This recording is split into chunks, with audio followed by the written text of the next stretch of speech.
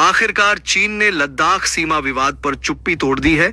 लद्दाख में सीमा से पीएलए सैनिकों की वापसी पर ड्रैगन का बयान आया है।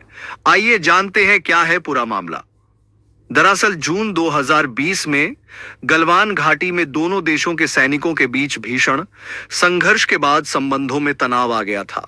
यह पिछले कुछ दशकों में दोनों पक्षों के बीच सबसे गंभीर सैन्य संघर्ष था।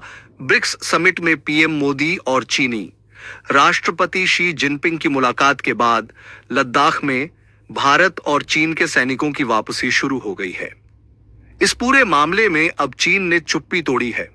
चीन ने कहा है कि दोनों देशों के बीच हाल ही में हुए समझौते के बाद पूर्वी लद्दाख से चीनी और भारतीय सैनिकों की वापसी सुचारू रूप से हो रही है।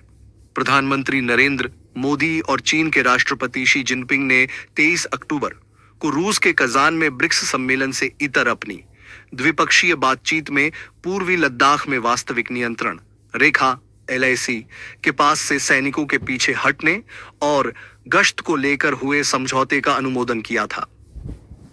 भारत ने टकराव वाले स्थानों से सैनिकों को वापस बुलाने को लेकर चीन से हुए समझौते की 21 अक्टूबर को घोषणा की थी और बीजिंग ने एक दिन बाद इसकी पुष्टि करते हुए कहा था कि दोनों पक्ष प्रासंगिक मामलों के समाधान तक पहुंच गए हैं और वह बीजिंग इन प्रस्तावों को लागू करने के लिए नई दिल्ली के साथ मिलकर काम करेगा।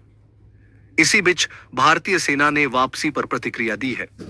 भारतीय सेना के सूत्रों ने शुक्रवार को बताया, भारत और चीन ने पूर्वी लद्दाख में डेमचोक और डेपसांग मैदानी क्षेत्रों के टकराव वाले 2 बिंदुओं से सैनिकों की वापसी शुरू कर दी है और यह प्रक्रिया 28 से 29 अक्टूबर तक पूरी होने की संभावना है।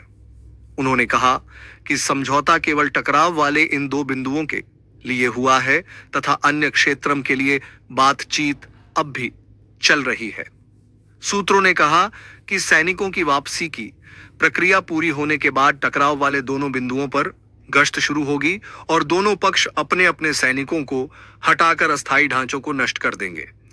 बेदो रनहीला दी रही है।